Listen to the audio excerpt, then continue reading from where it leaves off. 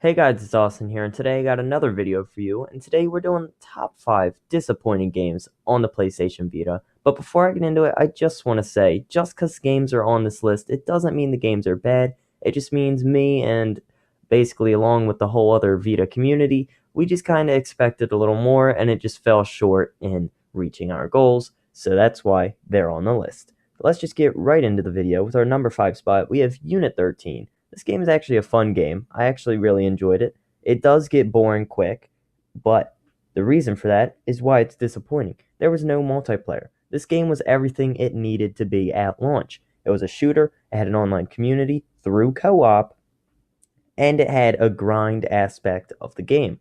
There were 34 levels. You can get 3 stars in all of them, and there were special operations levels, and I think there were some DLC, I don't remember. And there were like 9 different characters or 13 different characters, and you can level them all the way up and unlock new guns and equipment. It was a very grindy game, but there was no multiplayer to kind of keep you busy while doing that or when you were done. And that resulted in the company that actually made the game in going out of business. And same with our number 4 spot, Resistance Burning Skies. This game company also went out of business because of this shortcoming of this game and another game they later developed that was also disappointing. This game was disappointing because it was released and it had a short campaign. It was good sized, but it was only 6 missions long. The multiplayer was fun, but it was very bare bones. There were few class slots, there were few guns, few equipments, and the game never really took off because of this, and it was very glitchy. There are still lots of glitches in the game, like invisible glitches, or you can legit run around the map before like the countdown has even finished, like to begin the match. You can run around and kill people, and they can't do anything about it. So that is why Resistance Burning Skies was disappointing. Way too glitchy. For our number 3 spot, we have Marvel Avengers. I think that's what it was called. I have the official name right down. Marvel Avengers Superheroes in Peril. I think that's what it was called. And this game, I expected so much more because I looked at it and I was like, oh, it's going to be like the Lego Batman games. I like those games. They were fun. But I was like, oh, it's just going to be Avengers characters. That's new. That's cool.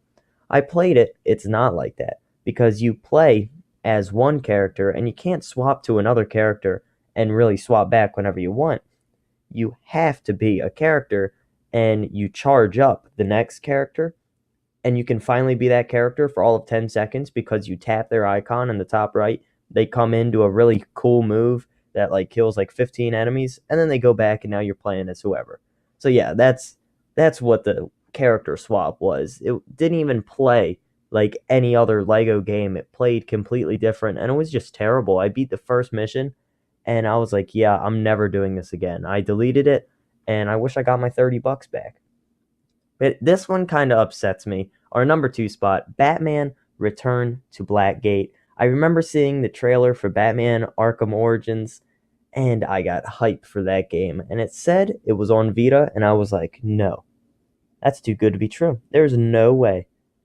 And you're right, Austin. There isn't a way. It's not the same game, but it's labeled as the same game. It's a 2.5D side scroller, horrible graphics, but what do you expect? I don't even think it was developed by Rocksteady. I think it was a third-party game developer. I don't even think it was Montreal, that people that made Origins. I think it was different than that too. And it even had a whole different storyline. So the fact that PlayStation still tried to push it off as the same game, people bought the game expecting Arkham Origins on a handheld, and they got Mario Batman Edition. And I thought it was the worst thing that ever happened to the Vita. Honestly, this game really could have helped the Vita sell a lot more units that year, and all it did was hurt the Vita and turn it into more of a joke it already is. But for our number 1 spot, everybody, right now, pause the video down below in the comments, comment what you think the number 1 most disappointing game on the Vita is. I'm sure we're all going to say the same thing. This one, even more than the last couple top 5s, I'm sure we all can say that Black Ops Declassified is the most disappointing game ever to exist on the PS Vita. You see it, you hear Black Ops, you think zombies. Strike one, no zombies. You see it, you think, awesome multiplayer. Strike 2, okay? You see Black Ops, you think Nuketown. Nope, that's Strike 3, it's Nuke House. Oh, they just ruined everything. Everything in this game was just ripped out of other Call of Duties that weren't even made by this developer. Nihilistic, the same people who made Resistance. They went out of business because of this game and Resistance both being extremely disappointing to longtime fans of the series. But yeah, this game was just overall not satisfying at all. You get the multiplayer, it's glitchy, invisible glitches. There's glitches to get on top of roofs, get out of the map, get under the map. Um, God glitches, infinite ammo glitches, and just like Resistance. And then there's the OP guns, the Uzi, the FAMAS. It's like, take everything that was bad about Black Ops 1, take everything that was bad about Black Ops 2, put them together, take away a good campaign, give it to like some 12-year-old. What do you think would be a good idea? Oh, let's make a cool looking campaign, and the campaign was horrible. Like, honestly, I don't even know how to describe. I can't even think of an analogy to describe how bad the campaign was compared to any other Call of Duty. Like, the campaign was actually crap.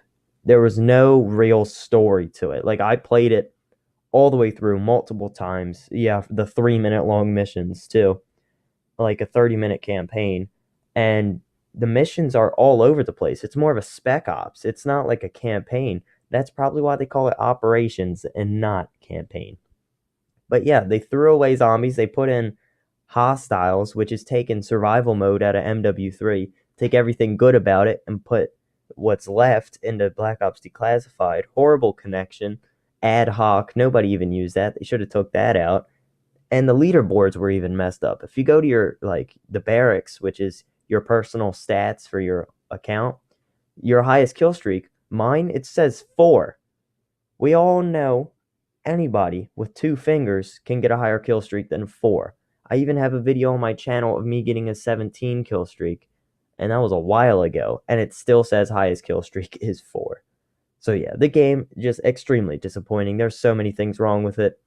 If you agree with me with number 1, comment down below saying you agreed, and actually all the other parts in this list. Give me your top 5, and if your number 1 was Black Ops Declassified, you can still put it in your own top 5 in the comments, or you can just say I agreed with your choice for whatever picks that you also agreed. So yeah, have a wonderful day, everybody, and peace out.